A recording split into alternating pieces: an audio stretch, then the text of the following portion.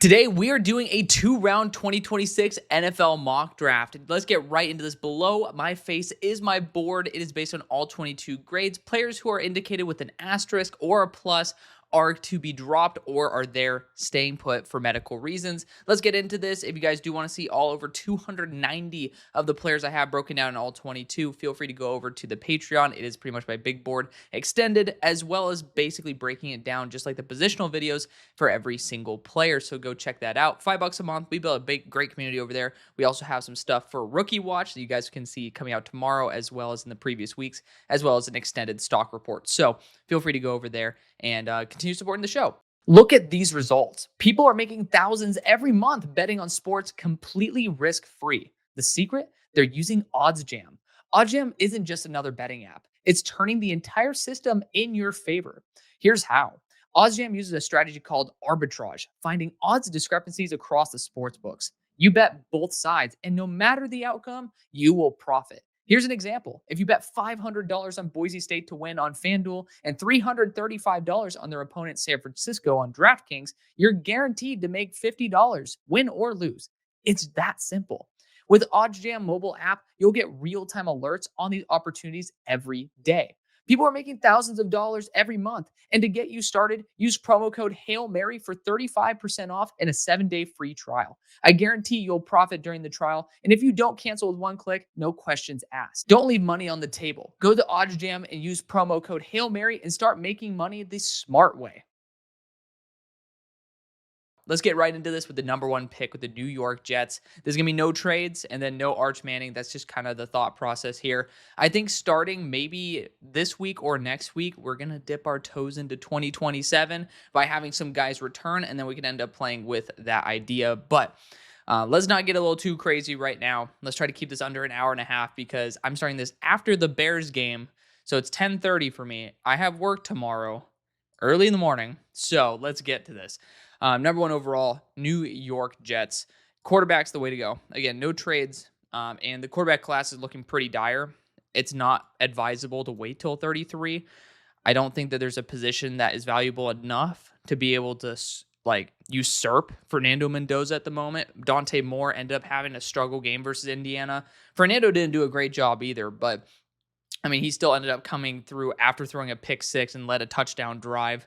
Like, he showed resiliency, and that's a lot better than how I think Dante Moore did, which is start hot and then didn't continue that momentum. Not trying to shit on Dante Moore. I'm explaining why. I'm going to go Fernando Mendoza at number one. At number two for the Cleveland Browns, I went Ruben Bain before, and I know that there's contracts coming up for Isaiah McGuire in 2027, so it's not something that's going to be like an immediate issue, an immediate solve. However, edge rusher 2 and edge rusher 3s, especially guys who are worth being an edge 2, are worth 20 plus million a year. And I do think that if you can end up depleting the Ravens of an edge rusher like Ruben Bain, while also simultaneously saving yourself a notable amount of cash while getting an upgrade, you guys know me, I'm the sucker for Isaiah McGuire. Go check the tape. I'm a super fan of Isaiah McGuire, but Ruben Bain just feels like the likely option here. The quarterback class does not feel worth it at this moment. And, we have a pick that's sitting here in the late first. If you want to go after a player, I feel like there's going to be good value there for us because I'm starting to feel a little bit more afraid of going quarterback early. But I love Ruben Bain. To me, he is still at my number 10 position. I should boost him above Fano. They're the exact same grade. I think if he tests out and maybe has longer arms than I expected, that's an easy boost to like his frame grade as well as his athleticism. I think he's a good, not great athlete in terms of speed and explosiveness. I do think he's a fantastically strong player, which is why he's so damn good. And I think he's going to be a damn reliable player. I have him graded as a blue chip player. So again, for people getting their feathers ruffled, I think that you're misplacing your frustration there. But literally with a small tweak to that, he's going to be probably at number 2, if not number 1. So very easy for me to basically move it. It's a very tight group there at the top. But Ruben Bain Jr. is going to be a selection there. Again, these edge rushers that are not necessarily the most athletic usually are the most consistently dominant in terms of stats, in terms of the sacks as well. But I do believe that the upside is a little bit more limited in terms of the quickness of the game. I think Ruben Bain's translation to the NFL is maybe a little bit less than what some people believe, but I still think he's going to be a fantastic player. It's just, Hall of Fame level performance right now in college. Don't know if it's going to be day one Hall of Fame level in the NFL. But across from Myles Garrett, it could be. So that's why you end up taking that and also depleting the Ravens of that selection, which sitting here at number three, I mean, there's only a couple routes that you can go. To me, like I don't want to like waste a ton of our time in these early picks, even though a lot of people who are getting new to the draft, because I love the fact that you guys are joining on this journey. If you guys are new, but I mean, it's been pretty chalk near the top. And I'm going to be doing for the trades mock draft later this week. I'm going to end up altering it to where I use Super Bowl odds because it will end up shifting the draft board a little bit, allow us to have something a little bit more unique, a little less stale, and that's going to be a bit more fun. But the Ravens, I think the best thing you can do is just continue repleting your defensive interior, get better at stopping the run, and then also Peter Woods has the pass rushing potential as well. Just go after best player available. It's what Eric DeCosta does. And your defense has gotten surprisingly weak. So we're going to go after Peter Woods there. If Ruben Bain and Peter Woods were both there, I would go after Ruben Bain solely because I don't know how many edge rushers will provide the floor that Ruben Bain does. And I think there's for the first time in recognizable memory for me, the Ravens need to start targeting some more defense to build the floor. At number 4 for the Miami Dolphins, there's not a wrong way to go about this. The thing is, the real question is, what do you think of Arvell Reese in terms of his role? Because he plays some edge and he's 6'4", 243. Like he's basically a taller version of how Jalen Walker was playing. And some people comped him to Brian Burns. I would love to be able to, maybe dig through some all 22 because I didn't have it back when Brian Burns was coming out and, see if they are stylistically similar. But I do think it's a little bit high for somebody who's a little bit of a hybrid right now. We haven't had a linebacker go in the top 10 for 5 years straight. So maybe going in the top 5 is a bit of a stretch. Quarterback, again, just feels really premature for a team that has a lot of issues. But with the loss, most likely, of Tyreek Hill, I do think there needs to be a focus on getting an identity with a true X. And it's going to help out your quarterback. And then you already have the running game down with Devon Achane. You continue building the offensive line, which none of them are worth it at number 4 unless you want to talk about Spencer Fano. I'm going to take my foot off the gas pedal for that and maybe focus on the interior of the offensive line. And so we're going to go after Jordan Tyson here, wide receiver out of Arizona State. We're seeing right now a unprecedented level of translatability year one from college to the NFL with the wide receiver position. So this is an instant impact position. And Jordan Tyson is built very similarly in terms of skill set to the guys like JSN, Emeka Abuka, guys who are showing out really early. Jordan Tyson has a lot of those similar skills sets, or he has the same skill set, similar traits, same skill set. Voila. Number 5, New Orleans Saints. Spencer Rattler, still showing some real promise there. I'm not going to force a quarterback here either. And again, I feel very comfortable down the line, looking at how the situation would evolve. But, the way I would end up trying to approach this pick is how much do I like Justin Reed? He just signed a new contract, but in my opinion, I don't really trust him to be the long-term guy. Jonas Sanker has been up and down. Caleb Downs could end up being, Jonas Sanker ended up being, I think, second worst on your team this week in terms of PFF grade. Not saying it's the end-all, be-all, but, just for quick reference. And he's also been the best. So it's like there's a lot of variability there. Good to see that's more trending on the positive than the negative for Jonas, because I was a big fan of Jonas coming out. But Caleb Downs, in terms of best player available, would make a lot of sense. You're just getting another piece to a very reliable defensive backfield, which historically you guys have been, maybe not so much right now. I would say another area where you guys should absolutely focus is the edge core. Now, looking at how Mickey Loomis likes measurables, TJ Parker does not feel like that would be kind of his role. Maybe he'd be good in the RAS category, but the arm length is more so a little bit more concerning. I think it's maybe sub 33. I mean, that's kind of where my head is at, like 32 and a half for him. Keldrick Falk is not athletic enough. It's just a weird spot at number 5.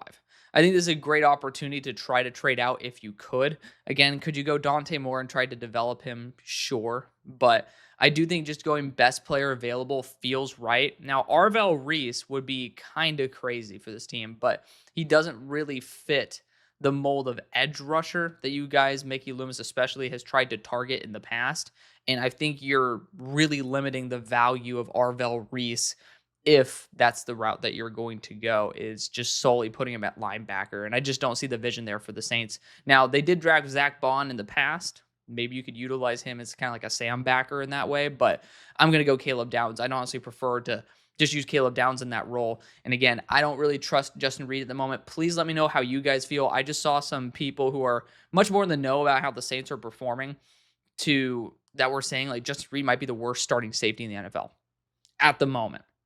I don't think I'm going to go that far, but at the same time, if there are some people believing that sentiment, which again, everybody's going to like, you could just end up throwing a dart and say, Patrick Mahomes is the worst quarterback in the NFL. There's going to be a small cult that believes that, right?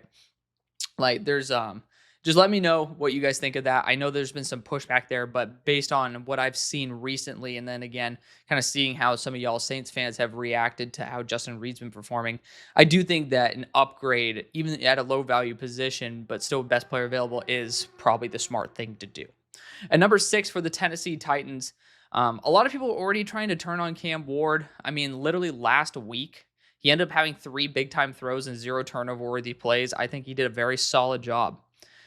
He's had those moments, and people who are trying to already say goodbye to him, I worry about you. I would never be your friend, because if you're going to leave that quickly, then I don't think I can trust you. I mean, this is a you problem. So have a little bit more patience, have a little bit more faith. Does that mean that Cam Ward is absolutely not going to bust? No. Pause. But he still is going to be somebody to keep an eye on, but is not going to be someone that you need to give up on. So just keep that in mind. Now, I will just say this. You guys got rid of Jarvis Brownlee, and he ended up actually, even in limited reps, being pretty damn reliable for the Jets so far. I'm just going to throw that out there.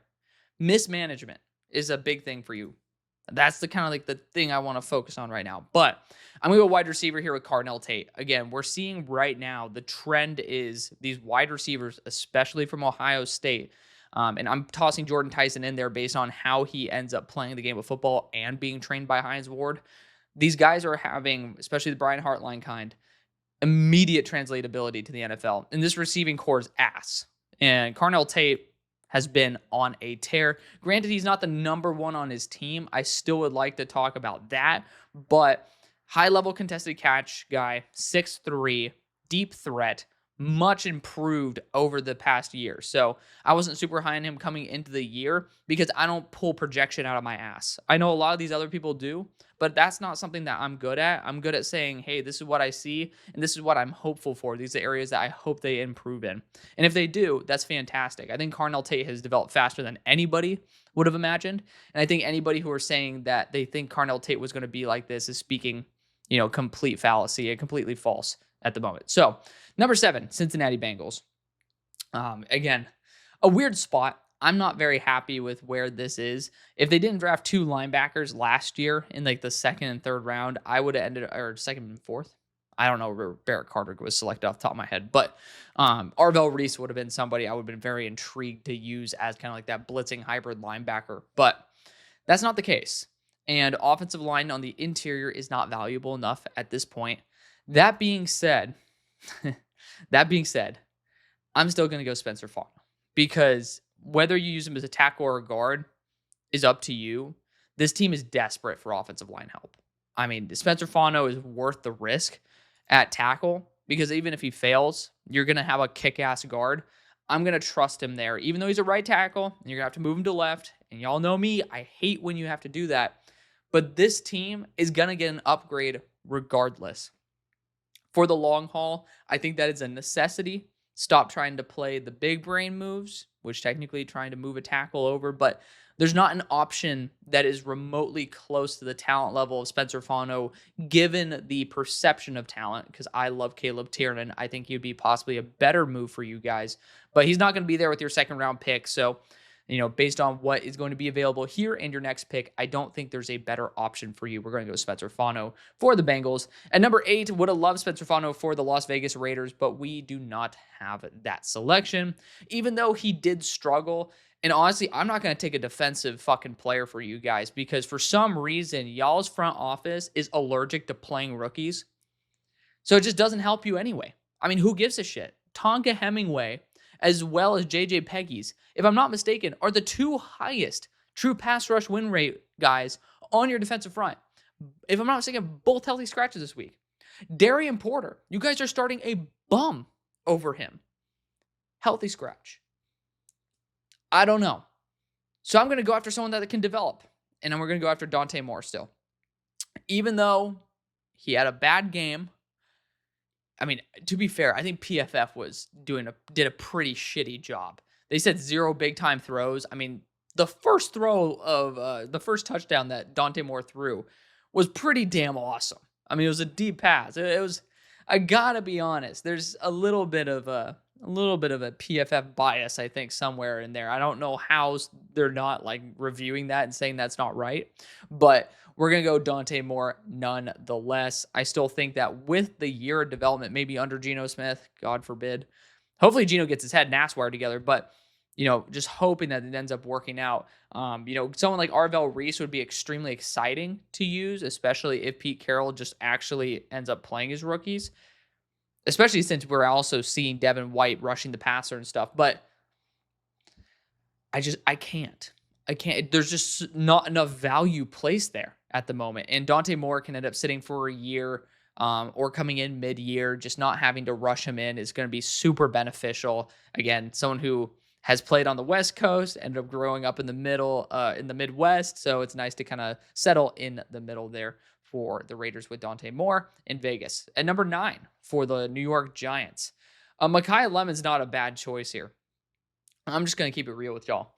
Now, I do think boundary corner, even though you've had some dudes step up, still a position to target.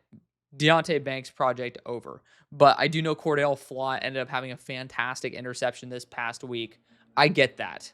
And I think it's a very smart move to go after continuing to just replenish your core, right? Paulson Adebo, Cordell Flott, Mansour Delane on the boundary with Andrew Phillips in the nickel. That is, you need more than 2 corners on the boundary, by the way. Spoiler alert. There's something called rotation as well as 4 wide, 5 wide, and God forbid, but this happens every year, injuries. So you need depth there as well. And I think Mansour Delane would be probably the smartest move. I would like to toss in Mekhi Lemon at this point because Mekhi is somebody who's going to be a dynamic weapon. I think it'd really help y'all out. If you guys were picking probably around the 14 range, I would talk about Kenyon Sadiq. The problem with Kenyon Sadiq is that he's ended up being a little bit more unreliable in terms of consistency. And that's a little bit scary. But at the same time, Oregon's offense is still getting its identity, new quarterback, just trying to get their feet grounded, in my opinion. So we'll see how that ends up working out. But for the Giants, I do think the smart thing to do is to just build that depth at corner with Cordell Flott, with a new leader in the corner core with Mansour Delane, cornerback at LSU. This dude's been balling out this year, my number 1 corner coming into the year, and will continue being my number 1 corner. And I do know his reevaluation is coming up this week.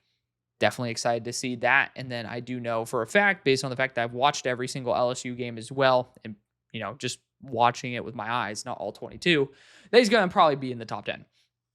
And John Montero is going to slip because injury-wise, I do think I got to knock him a little bit for that mismanagement and also some concern over his health. At number 10 for the Arizona Cardinals, this is going to be the quickest one in the world. Arvell Reese, linebacker out of The Ohio State University. First off, this team needs a mic. Second off, who cares about getting extra pass rush? Who's going to complain? Not me, not you. Arvell Reese is a selection there. I'm calling it. I mean, this dude's a top 10 pick. He's going to be the one who breaks the streak. People are talking about him as a potential top 5 pick. It's just a weird group in the top for me to select him. If the Dolphins somehow had higher Super Bowl odds and ended up being at pick 7, that's where I'd end up looking at Arvell Reese. At number 11 for the Houston Texans, interesting spot based on the players who are available. I'm not a super huge fan of where they're at right now. I don't think Jeremiah Love complements Woody Marks very well. I think it's a little bit too much overlap. Now, same thing can be said about Jadarian Price and Jeremiah Love, but I'm not going to say that it would be almost better to see a Katron Allen Jeremiah Love combination than Jeremiah Love Jadarian Price. Just both Jeremiah Love and Jadarian Price are superstars.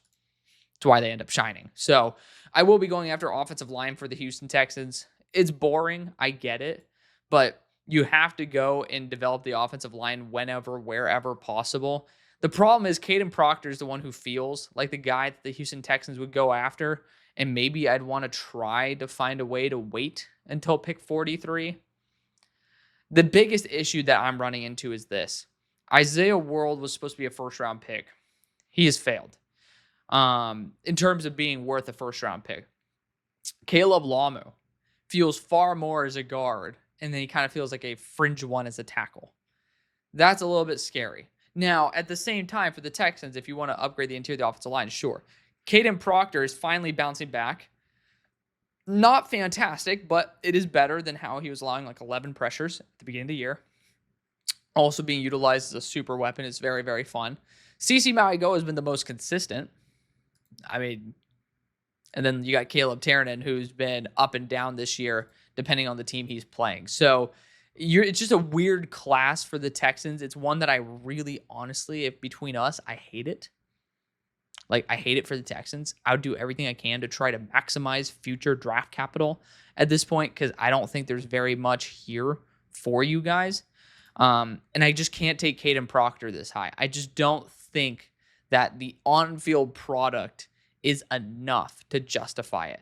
So I'm going to go after the boring pick and CeCe Mauigoa. Most people believe that Francis is like the next best offensive lineman after Spencer Fano, if not higher graded than him. So I'm going to go after a more popular pick there at number 11. But it's just a weird team because honestly, I think they're far more built than what anybody wants to give them credit for. Like, there's just not many needs I feel like would be solved with rookies. It's a good spot to be in, but it's just like, At number 12 for the Dallas Cowboys, defensive interior is needed. Jay Toya comes back and his ass. And you know who had a lower grade than him? Fucking Kenny Clark.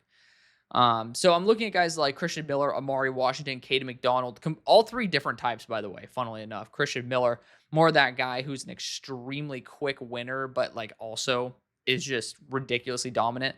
Amari Washington's that guy who is a smaller version of Christian Miller in terms of the consistency, but has the weight of Caden McDonald at that, I believe, 330 range. Like, he'll have those reps where you're like, what the hell? But at the same time, the consistency is not there. Caden McDonald has just been rock solid reliable as a really good nose tackle, which at number 12 doesn't really get my gears turning, so to speak. So I'm not really going to go for that. But Christian Miller is certainly on my board. And looking at how, terrorist himself, Matt Eberflus is, I'm going to throw the curveball and I'm going to look at David Bailey and TJ Parker. I'm going to say they're going to go after someone who's a little bit smaller in height. Now, TJ Parker is a little bit bigger, and I do really like TJ Parker. David Bailey's been an absolute freak show this year. Like, absolute freak show. And it's kind of hard to say no, but I do think the extra weight and the extra potential of TJ Parker is going to fit a bit more with how the Dallas Cowboys have constructed their edge core of guys who are 260, 265 plus. So we're going to go TJ Parker there at number 12. At number 13 for the Carolina Panthers, you guys are continuing to climb and making this much harder for me, by the way. You guys are making my life an absolute hell because it's so easy to go Arvell Reese. And we can't do that anymore. So I actually have to think. Why are you guys making me do this? Why are you making me think? Some people will cry out for like wide receiver. I actually love the fact that your highest graded receiver this past week was Jimmy Horn Jr. It's a guy who I loved. So I'm very happy about that. Tight end's intriguing because Mitchell, why am I forgetting his name? Mitchell Evans, there we go. I want to say Max Mitchell. It's definitely not. Mitchell Evans, he's been doing a fantastic job as a blocker. Reliable enough as a receiver, but definitely not a true tight end one. I do think Kenyon Sadiq would be intriguing at this point, but I do want to get some extra pass rush if I can, and I want to throw a little bit of a curveball because I haven't done this in the first for you guys. David Bailey, edge rusher out of Texas Tech. I just talked about him with TJ Parker, but very similar with Princey Umamielen, but I think David Bailey is far superior. This dude has been on an absolute tear. I mean, in terms of the amount of pressures in the country, I don't think there's someone who is close to David Bailey. And I mean, well, there's four guys in the entire country, both of them paired up together, that have just been on absolute tears. It's David Bailey, Romello Height, and then Ruben Bain and Akeem Mesidor, all fantastic players. But David Bailey going to be the selection there at number 13, just on a ridiculous tear through college football right now. At number 14 for the Kansas City Chiefs, this is quick and easy for me. Even though he's been unreliable this year, this team has a love for throwing the ball to the tight end in a soft spot and letting the after the catch go to work. I'm going to go Kenyon City, tight end out of Oregon. That was the other player I was considering for the Panthers there at 13 as well. So I just want to throw that out there. At number 15 for the Washington Commanders, tough loss because, I mean, of all people, Jake Moody is the one to kind of deliver the killer blow. Pause. But you guys still have some like really, really good performances. And I actually like where you guys are headed trajectory wise. I do think wide receiver is not a bad position to target. Terry got his deal, but he's also getting older. You want someone who's good after the catch. I'm looking a little bit at KC Concepcion right now, but my biggest problem with KC is that his best asset's also in his returning ability, which is what Jalen Lane is there for. Now, what I'm looking at right now is Denzel Boston, because I don't think that this team has a dedicated jump catch guy that is young, reliable, and provides the deep threat ability. So I'm thinking like this is kind of going to be an upgraded version of what Noah Brown was supposed to be, or I mean, what you would dream of from Noah Brown. So Denzel Boston's a guy I'm looking at because, again, this is a true X who has deep threat ability. Edge is easily possible at this point, but I do want to change things up and start putting a focus because NFL is super trendy, y'all. Super trendy. We're going to go Denzel Boston, wide receiver out of Washington, 6'3", 6'4", 6'4", 210. And I mean, one of the most reliable weapons in all of college. At number 16 for the Bears, this is old but gold. I'm transitioning back to it. Dennis Allen loves his edge rushers, and Keldrick Falk would make a lot of sense for this team. But I do think Jeremiah Love, especially after seeing all these running backs who are taken in the first, early second, having really solid production. Like, it was scary early on, but they hit kind of like an early mid-season stride. And, obviously it's unfortunate that Marion Hampton's on IR and such, but we're seeing that early round running backs still are like, it was scary to the point where it's like, do we see an early round running back for the next couple years? Right. But I do think, especially in this class where it is so top heavy with one guy in Jeremiah Love, as much as I love a guy who I've rated higher right now solely because it's a 2024 grade in Damon Claiborne, like Jeremiah Love is the top back. And it's kind of not close with the next guy. So for a team that would just be looking to get what DeAndre Swift was able to produce tonight, and probably a bit more, it just makes a lot of sense to go after this route. Even though, I mean, again, DeAndre Swift finally starting to do something there. We'll see if that consistency continues. If it does, then I will not be going after Jeremiah Love for this team. At number 17 for the Los Angeles Rams, we could talk about quarterback here. I think we really need to see how John Mateer's hand is. Also, the only team I see really threatening right now is the Browns. And the Browns, based on Kevin Stefanski's desires, essentially, the way that he's, performed and the quarterbacks he performed well with, I'm saying Ty Simpson is going to be the much better fit. So I'm not really worried about that. So, looking at it for the Rams, I don't think I need to press the panic button in that regard. I do see a couple of teams, or at least one, potentially two with the Browns as well, that are going to be looking at a corner.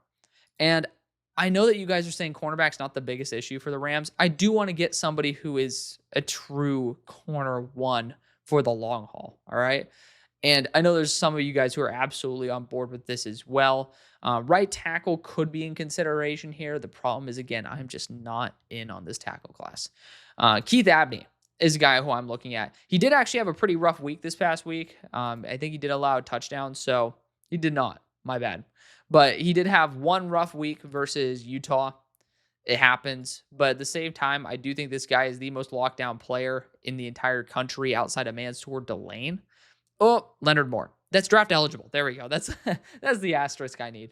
Colton Hood's been really solid. Avion Trell's been really solid, but I do want to still stick my neck out for Keith Abney, a true corner one build, and has some similar traits to Jalen Ramsey in terms of the physicality as well that I think would translate well to the Rams system.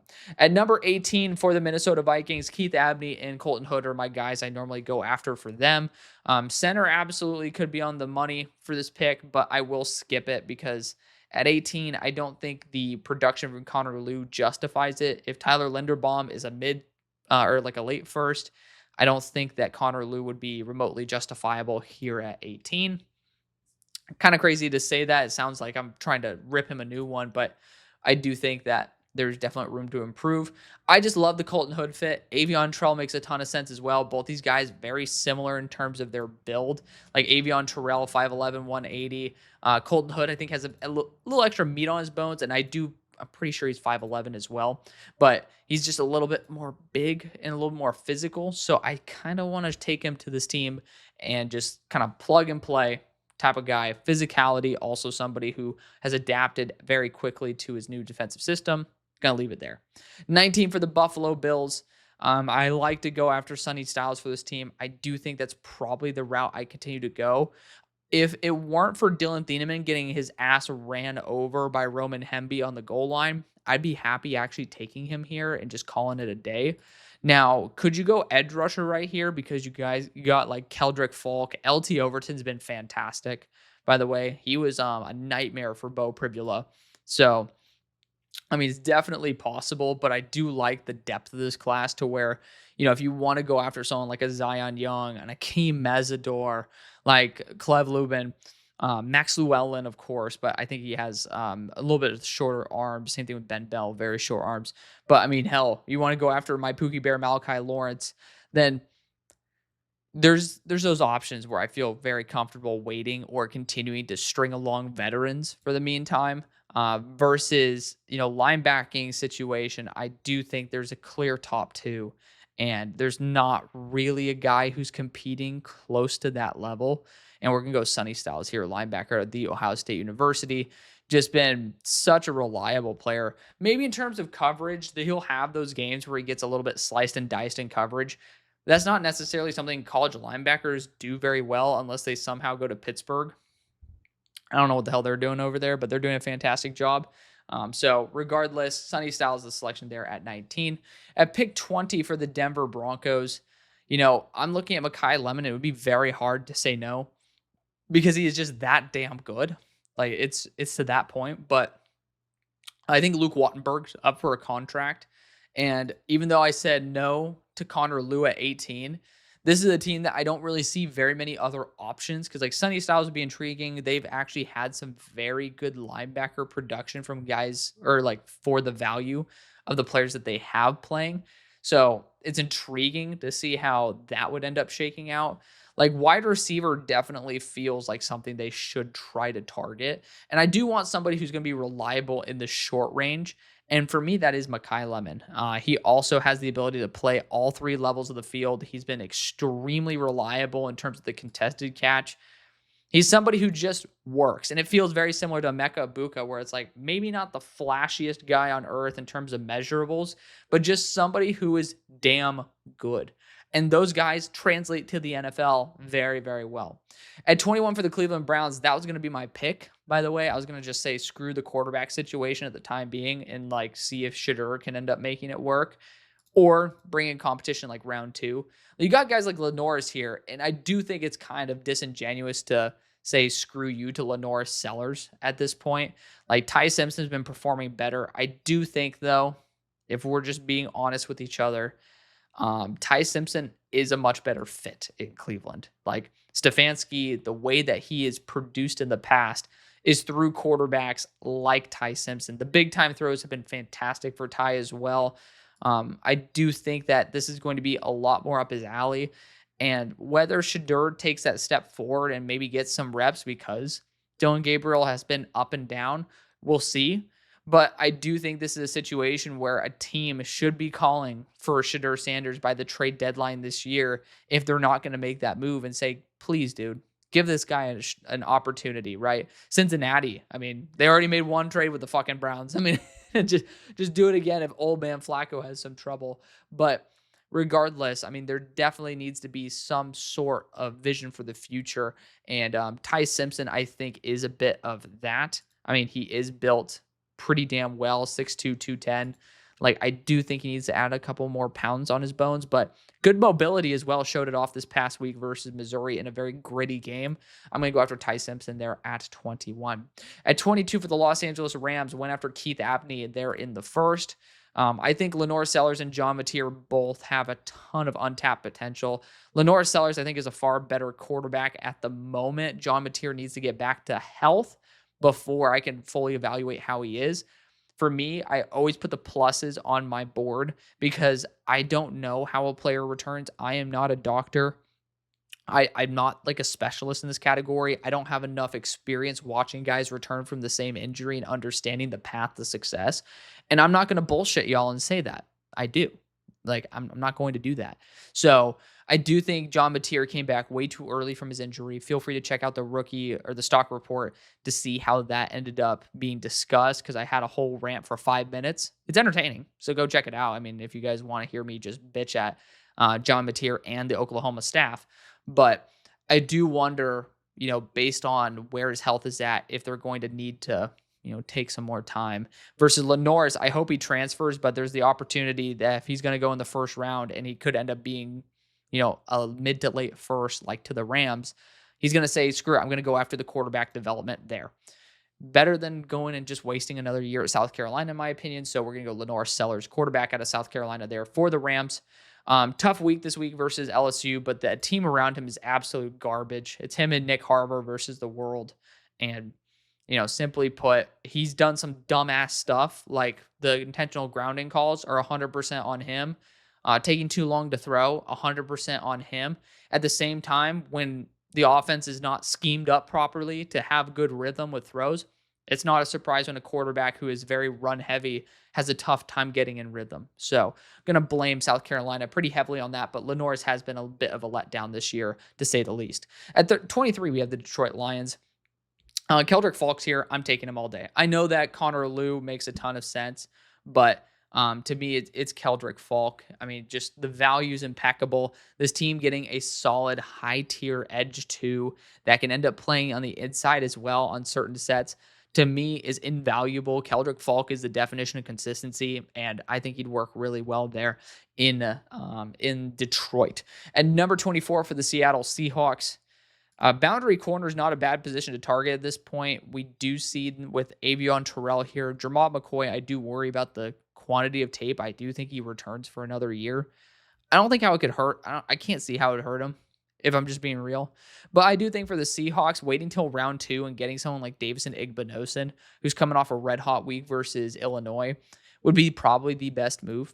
So a way we could address other positions is that guard spot. I think Caleb Lamu is perfect for that. Like, that right guard spot is ass, and I've neglected it for you guys, and I am sorry for that. We're going to go Caleb Lamu, tackle out of Utah, kicking him to guard, and having a field day. Going after another tackle to guard to convert in the first round. Obviously, last year from North Dakota State. Now this year from Utah. 25, New England Patriots. You guys are red hot. I was very excited to say that I do believe in you guys. I definitely like seeing where you guys are headed as a franchise. I mean, you have the identity there. Morgan Moses is on a 3-year deal. So, I mean, I didn't really factor that in, even though I don't. Just because you have a 3-year deal doesn't mean you're going to last 3 years. Caleb Tiernan would be a very intriguing option here. Granted, shorter arms, but you guys drafted somebody with a very similar skill set at number 4 last year. I do think Caleb on Chason just had 8 pressures this past week. Edge could be solved, and you could just look to wide receiver at this point. Now, the question is, who would it be? And I just don't know if I want to go after another receiver unless they're going to be a true X. Like Kayshon Boutte, I don't think X is the number 1 position for him to be. So there's certainly something there, and I think his skill set's a little too close to Casey Concepcion for me to feel like you're getting like added value there. So I'm going to avoid that. And I'm going to go after edge because I don't know if Caleb on Chason is going to be cheap enough. And I think there's going to be a strong market for him because it's back-to-back years being a really underrated pass rusher. If I'm not mistaken, it might be back-to-back-to-back. So, Romello Height is the guy who I'm thinking of that can play very similarly to Caleb Von Chase on. A true top-tier pass rusher, not necessarily the run stuffer that you're going to be looking for, but I do think you can end up getting a little bit more of a higher floor player later on, like a Mikhail Kamara, if you're looking for that. You need to get flash and bang, and Romello Height has better measurables than Cassius Howell. If you want to go Cassius, by all means, but I do think Cassius, with his sub 31-inch arms, is going to be scary for NFL teams. You have to basically be Micah Parsons in order to be successful with that arm length. And I think Micah was still 31.5. So sub 31 is just a very, very tough situation to handle versus I think Romello Height might be in the 33 to 34 range. So a little bit easier with a very similar profile. At number 26 for the Chargers, this is where I'm going Connor Lew. Could have went with him earlier, yes, but it is just so hard to justify at this range to go after a center, especially when he has been performing all that well. Still well, but like to the degree where you end up saying like, look at the centers in the past. This is where they go. At number 27 for the San Francisco 49ers, we're running it in with Caden Proctor because people think he should play a guard anyways for the meantime and have him train out to be the tackle for the long run. He's had much better consistency. I also would be terrified of the Eagles with Jeff Stoutland getting their hands on Caden Proctor. So we're going to take the shot on the behemoth out of Alabama, the Wildcat quarterback himself, and just get somebody who's really high quality there. For the Philadelphia Eagles at pick 28, cornerback should be at least somewhat considered here. Boundary corner 2 is just so bad. And I think Mac McWilliams could be the future, but he's not going to be the future if you guys don't put him in. It's the very similar situation to what I'm talking about with the damn Raiders. It's like, why are you putting in ass? I don't give a shit if Mac McWilliams is going to be cheeks on the boundary. You already have that. You have a guarantee of cheeks or the potential of cheeks. Which one are you going to do? I'm going to take the chance that he might not be cheeks versus the guarantee that we're playing cheeks on the boundary. Is that, I mean, I'm sorry. I know that I'm just some internet pundit who loves football and wants to just talk my mind, and you guys somehow, for some reason, want to hang out with me. But, like, how is this, like, I feel like this is not a very complicated situation. Like, this doesn't seem like you need to be an expert. And it's crazy that the experts are mishandling this. And I don't mean to call out the GOAT himself with Howie, but you see consistently over his tenure, there are certain positions that everybody is screaming, please, for the love of God, fix it. Linebacker, for example, that takes way too fucking long to fix to where you're having to overcompensate with other areas that could have not needed that overcompensation when you could have just fixed it. I mean, I just don't understand why the neglect is there. You draft a corner in the first round and a nickel back in the second, and all of a sudden those two positions are pretty much solved for the next 10 years. And now we're just going to say, fuck corner 2? That doesn't make any sense. So, screw you, Howie. We're going to go Avion Terrell here, cornerback out of Clemson, because you know who wasn't that bad of a corner 2? Isaiah Rodgers. We're going to get Isaiah Rodgers back. Screw it. I love Mac McWilliams. I'm saying screw it to Mac because you guys won't play him. You need a tight end as well, but tight end value is not good enough there. At number 29 for the Dallas Cowboys, first pick TJ Parker. Second pick, this is an easy one. If the value continues, or if the consistency continues, he's going way higher than this, but still needs to get that consistency. We're going Christian Miller, defensive interior out of Georgia. Two of my top weapons at both of those respective positions. This team needs to revamp their defensive line. It is not up for debate. Like, y'all ass in that category. So we're going to get something that actually ends up fixing it. At 30 for the Pittsburgh Steelers, quarterback should be considered here. And this is where I'm going to still select John Mateer. I think heavily weighting the performance on his health. Rushed back to play an unranked Texas team. I'm not going to go too much in depth. But what the fuck? I don't like cursing that much, but it's just there's certain things that grind my gears. And human mismanagement of human capital kills me because I saw it with RG3, and I'm not saying this is an RG3 situation, but it just reminds me when you continue rushing back somebody when they are not up to health, why are you surprised when they aren't performing at the rate that they should when healthy? How many more weeks would it have to be? And I know there was this thing where the doctor said the ligament tear or the ligament surgery would actually be half the time of recovery. If it's 17 days to recover from that surgery, have him wait the 34. If you guys could not get a backup quarterback that at least has some type of talent, that's on you, Oklahoma. Stop trying to kill John Mateer's hand. Dude's bleeding from his thumb. Ridiculous. But I do think with the success that we've had, John Mateer has that Aaron Rodgers like arm talent to him. So I'm going to roll the dice, still believing in what he could do when healthy. We'll see if it happens. At 31 for the Tampa Bay Buccaneers, we have destroyed everything I love to go for them. Corner's not one of them, but I love going after David Bailey for this team. That is no longer an option. Cassius Howell is an intriguing one for sure. Again, I have a big issue with guys who have sub 31 inch arms. I just have a problem with it. I'm not a fan.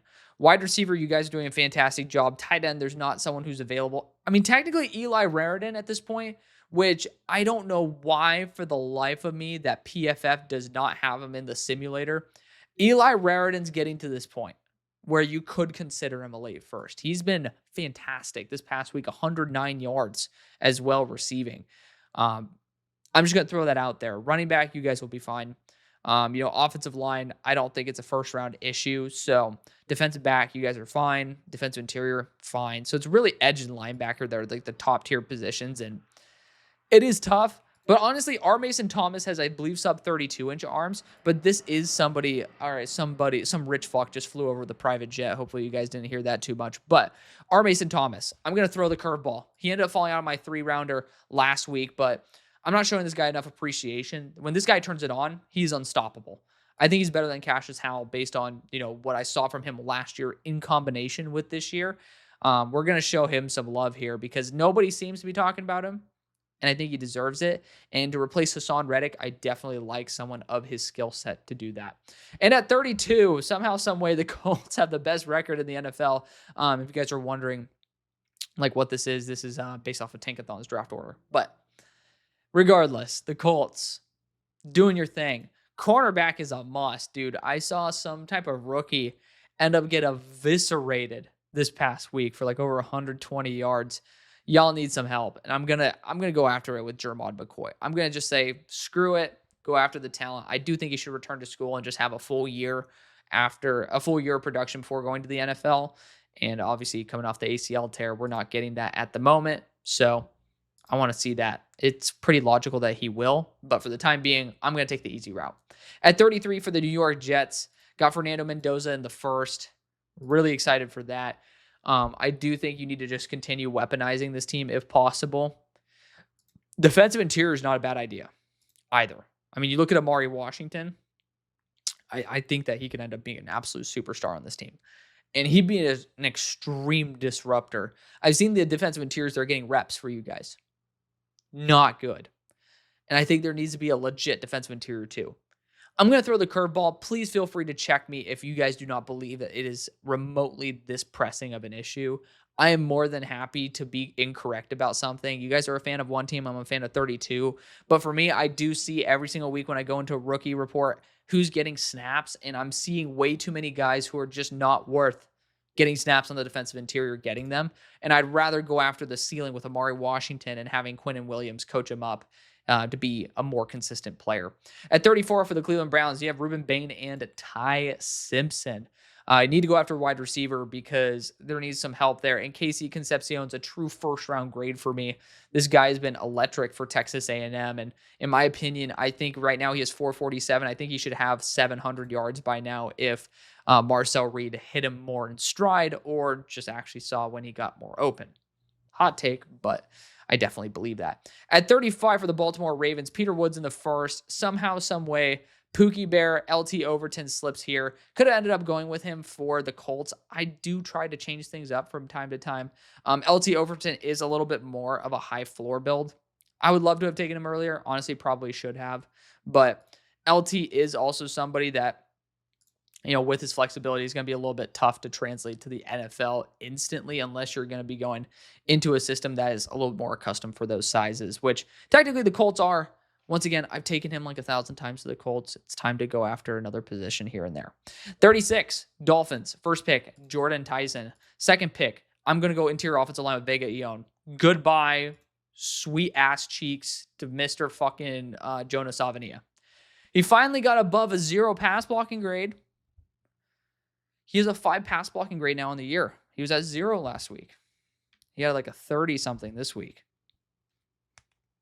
Sometimes you just got to call it quits, man. I mean, you got to develop him over time. Vega Ione has been an absolute monster this year. I mean, this guy is a legit first round potential. All right. So I'm not gonna if and or but him. He's been locking it in, and you guys just need something to go right. We're going to get the consistency of Vega Ione there.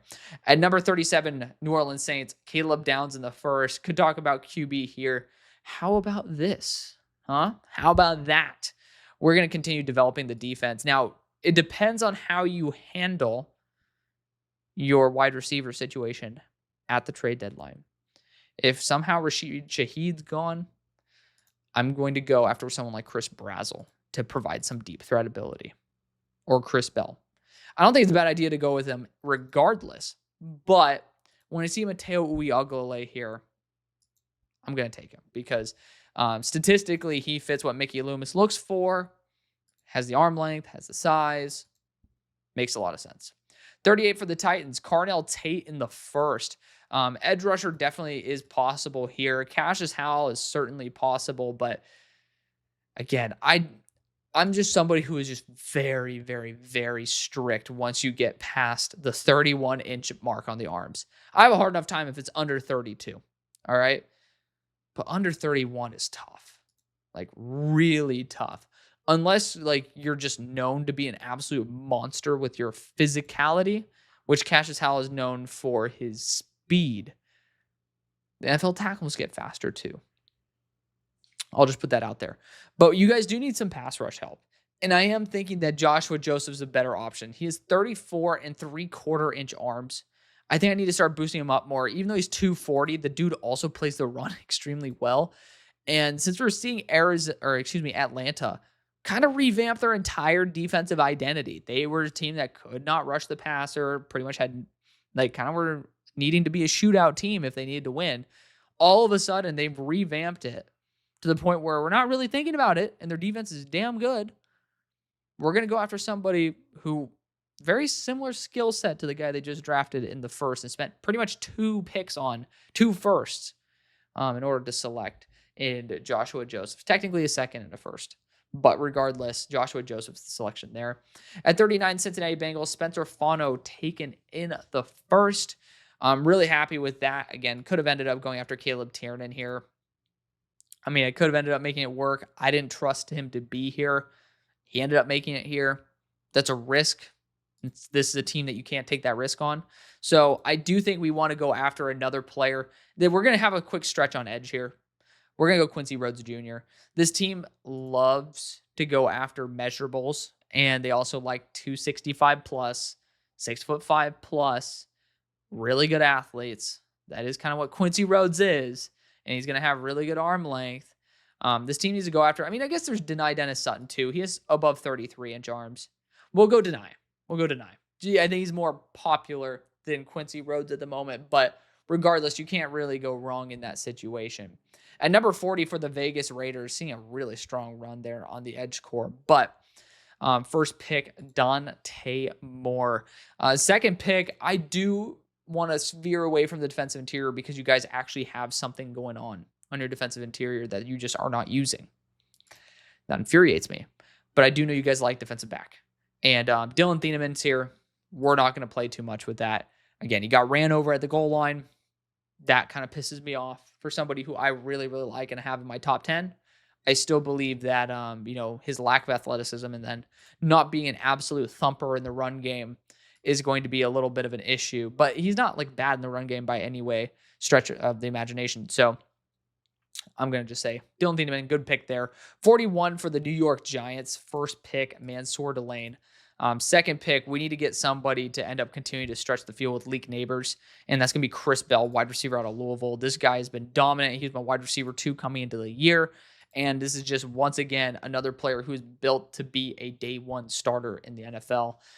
You end up pairing him up again with Malik Neighbors, Wan'Dale Robinson, and you're going to have something that is a really scary dynamic duo/trio. 42, Arizona Cardinals. First pick, Arvell Reese. Second pick, I'm going to fix the offensive line. Now, the question is, do you go Gooseby or do you go Tiernan? Gooseby has right tackle experience as of last year. People like Gooseby a lot more than Tiernan. So I do think it's fair, based on all that, to say you guys will go Trevor Gooseby, right tackle out of Texas. Technically left tackle right now, but the future will be right tackle. Also feels a little bit closer to Paris Johnson. So I would say stylistically a little bit closer. 43 for the Houston Texans. First pick, CC Mauigoa. Feeling pretty good about that. Here at 43, I'm going to stick to it. I've been pretty consistent with this. We're going to go Jonah Coleman, running back out of Washington. I think he might be the only running back besides Damon Claiborne worth that second round pick. And once again, he is the perfect pairing for Woody Marks down the line. At 44 for the Cowboys, we've gone defense twice. The question is, do we trust George Pickens to stay? That's a tough one. I mean, it's a really tough one. We'll see with Flournoy, which I'm so happy to see him shine. I mean, I've been chanting Flournoy's name every time I go to these preseason games, just hoping he breaks out. And he did. So, I mean, he's not been like ridiculous. He did have like a 100-yard game, which was like fantastic. I love seeing that. But let's just be real. Let's tone down the temperature. But I will say, I think we got to go defense one more time. Because the value at linebacker is too good. I mean, why not go Anthony Hill Jr. at this point? The linebackers suck. You just got to do what you got to do. Sometimes you just got to pull an Arizona Cardinals and just go a full defensive draft without sacrificing, if you guys see a BPA on the other side of the ball. At 45 for the Carolina Panthers, David Bailey was the first selection. Honestly, I freaking love that. I mean, David Bailey is such a good player. And let's go at the linebacker position right now. The question is, which one do you want, right? You go Kyle Lewis. I have him literally sitting here at 22 on my board. I love this guy. Every week, this guy's just been so damn good. And I think he's fantastic. He's just a bit undersized, so I don't think he goes in this range. Jacob Rodriguez has been dynamite as well. Now, he ended up being cut up in terms of his coverage skills. I do worry about it a little bit. So it is up there. And to be fair, Trevin Wallace did show out this week, top graded defender on your team. But I will say that CJ Allen is very intriguing. He is somebody that's going to be getting a lot of love in this range. And I think it's pretty fair to say, if you can get a legit thumper like CJ Allen, a lot of your problems start kind of disappearing as you continue to improve that pass rush. We're going to go CJ Allen out of Georgia. At 46 for the Kansas City Chiefs, first pick, Kenyon Sadiq.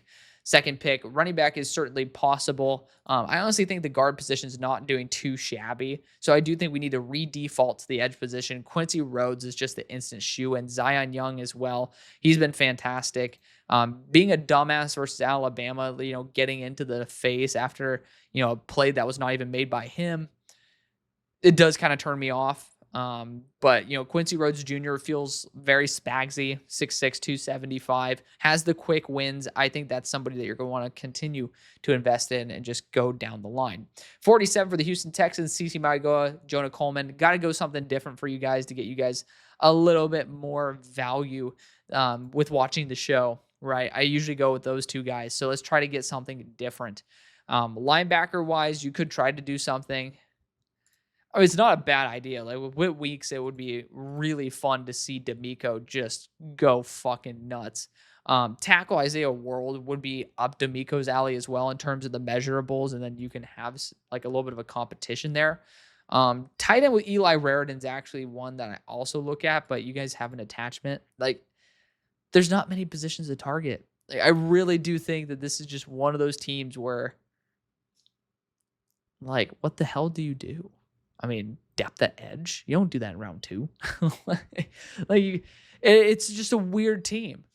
Honestly, I'm just going to go after Whit Weeks at this point. I really like Whit Weeks. The dude gets ejected versus Florida, so it kills his PFF grade. But this is somebody who is sideline to sideline, 6 pressures, 5 stops last week. I mean, underrated in coverage. He's a guy I want to bet on. So we're going to go Whit Weeks there. Let me know what you guys think. Again, Texans fans, like, where do you see this team really needing improvement? Like, I feel like it might be an offensive coordinator. You can't draft one of those. At number 48 for the Chicago Bears, first pick, Jeremiah Love. Second pick, I very well might end up going after Zion Young at this point. Dennis Allen's style of player, 6'5", 262. And again, just continuing to build consistency there, the edge core, not a bad idea. We're going to do it with Zion Young. 49 for the Atlanta Falcons, first pick, non-existent. This is the first pick. You guys had a dominant performance this past week, which is nuts to see your defense being that damn reliable. I mean, I love it. I do. But I do wonder, in terms of the wide receiver core, it is a little bit top heavy. So I am starting to think, how can we end up developing this team more and more for the long run? And Jeremy Bernard provides something. I mean, did Jeremy Bernard play with, I'm trying to remember, because he played at Washington. I think he played with Michael Penix. We're going to bring him back. Bring him back, baby. Jeremy Bernard, wide receiver out of Alabama, going to the Falcons, pairing him back up, if my memory serves me correctly, with Michael Penix. At number 50 for the Minnesota Vikings, first pick, Colton Hood. Second pick, we're going to go center.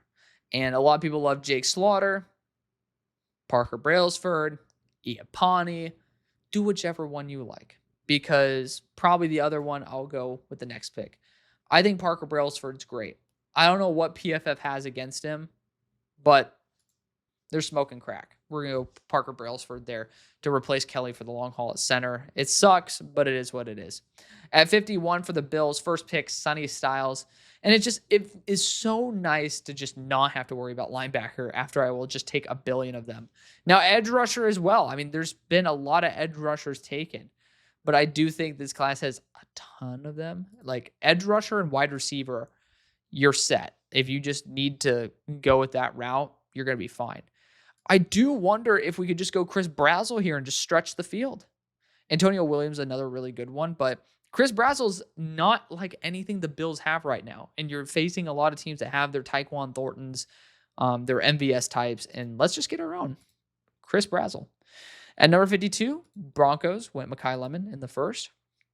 We're going to get Eli Raritan here at pick 52. He is not put into the simulator.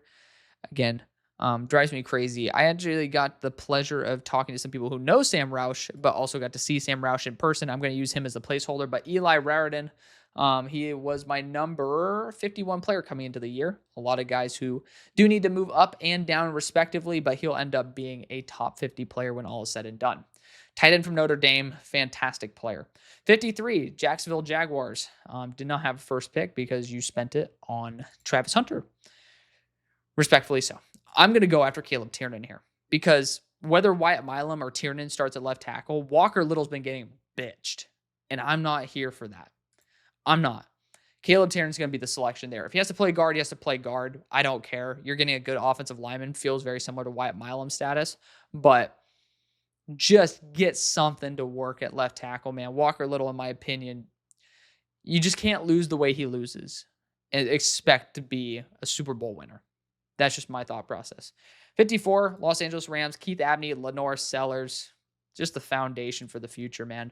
We're going to go Isaiah World and try to develop him at right tackle. He has some experience there, if I'm not mistaken, in the past from Nevada or high school, and so we're going to test it out there. He's just taking a lot longer to develop.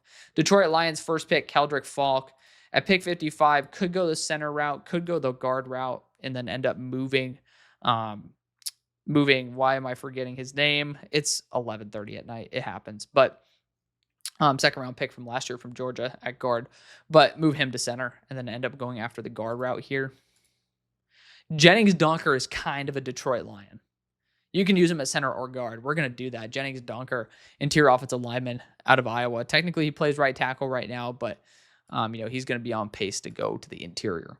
56 for the Seahawks. We fixed the interior. Caleb Lamu in the first. Here in the second, I was promising it. I'm going to go boundary corner. Chris Johnson would be really fun, but I want him more for his zone-specific team. Malik Muhammad would be great too. I'm going to go Davison Igbinosun. The physicality, the 5-star background, great athlete, getting less and less grabby, which is super crucial. Someone who I have always had in my top 50. If you guys have been keeping a note on my board, one of the guys who did not have a star is Iggy, and he was sitting there at 36. Someone who I have a lot of faith in. 57 for the New England Patriots, Romello Height in the first. We should have probably went wide receiver, come to think of it, but Antonio Williams could stretch the field. If you guys are going to look for someone to be more of a long-term Z, I would go after CJ Daniels, and he's reliable as hell. And honestly, with the ball placement that you can end up getting out of Drake May, I love the contested catch ability of CJ Daniels. We're going to go with that there. 58 for the Los Angeles Chargers, Connor Liu, round number 1. I do think going after more of a run defense focused player is going to be key here. Caden McDonald absolutely is up there. Poona Ford not going to be there. He's not there. You lost him this last offseason to the Rams. Ended up having some good success with Jamari Caldwell, but I think Caden McDonald's a little bit more suited for the run game rather than the pass. So it's actually going to be a nice 1-2 punch for some pretty big dudes on the interior, 326. And again, not shabby at all as a pass rusher. 59 for the Niners. I do think getting a quick pass rush winner is going to be super crucial for this team and developing the edge core deeper. Caden Proctor, the first-round pick. I like going interior offensive line, but this class also has a lot of very good players you can go after, like Caden Green and stuff. But I mean, again, I already talked about my vision for Proctor to play guard in the short run, so that's why I'm doing that. We're going to go after Cassius Howell, edge rusher out of Texas A&M, to provide the quick wins, even though he is pretty much the exact opposite of what we saw last year with Michael Williams. At number 60, the Philadelphia Eagles, Avion Terrell in the first. So I like going Chris Johnson here if I could. We're not going to do that. I do see the opportunity right now with someone like Caleb Banks to sit him for a year and let him get healthy while you end up deciding whether you're going to keep Jordan Davis or Moro Ojomo. There is a big risk there, but he is somebody who can end up, with the athletic traits he has, the pass rushing skill, and the run defense floor, provide something that could be an absolute home run. And it is scary because you don't need him to produce next year at the rate that most other teams would want from their second round pick. I'm going to throw a shot at it. I know wide receiver is a dark horse. Guard is not out of the question. I mean, if we want to take a quick peek at tackle, Caden Green is possible, but again, you're really starting to stretch. And like, I love my guy, Alex Harkey. He's had a very tough time. It's very hard to see him being a day 2 pick at this point with the arm length and the issue of, adjusting to the current level of competition. So I'm pretty happy with that. We're going to go Caleb Banks, defensive interior out of Florida, and just see over a year if this could end up being an absolute home run hit with the top 10, top 15 talent. 61, Green Bay, their first pick, Micah Parsons. Here at 61, I actually really like the idea of Chris Johnson. His physicality shows through everything, off coverage ability there as well. Like, honestly, this is somebody who I really want to give a shout out to and give him some love. We're going to go Chris Johnson, cornerback out of San Diego State. At 62 for the Steelers, honestly, would have been a really good pick. First pick is John Mateer. Now, could we have waited and gone after someone like Garrett Nussmeier or, Sam Levitt? All these guys have had their struggles respectively. So it's very possible if you want to skip the first round juju with the quarterbacks, by all means, you just get more and more unlikely for it to actually work out the longer you wait. Cornerback, I do think we can end up going after one here. Malik Muhammad came back and ended up having a fantastic performance. He ended up adding 10 pounds this past summer, which is fantastic as well to see him be able to perform at the rate that he has. Again, there's AJ Harris here, but he has not been good this year. I'm not a fan of him in the first place. So, I'm just going to be pretty happy not going that route. Malik Muhammad's been very solid. So we're going to go Malik Muhammad, cornerback out of Texas, who, funnily enough, ended up haunting our damn quarterback in John Mateer this past week. 63, Tampa Bay Buccaneers, R. Mason Thomas in the first. Already know I'm going to get crucified for that. I understand some people are not going to like it, and understandably so. It's just one of the guys who I think with the testing and everything could easily make it into that range. Max Clare is going to be the guy who I'm probably going to select here. tight end is kind of forgotten on this team, but Max Clare's finally turning it on, and it's good to see. At number 64 for the Indianapolis Colts, I'm going to look at edge rusher here. You got Gabe Akis, you got Mikhail Kamara. I do worry about the arm length for Akeem Mesidor, but at the same time, I think he'd be a fantastic edge to be thrown into a good rotation there with JT Tumalau as he ends up being useful for once. With the amount of guys who are up for contract, I think it's a no-brainer for one of the best pass rushers in the entire country. So that's going to be the video. Thank you so much for watching, showing the love you always do. I'll see you later. Peace.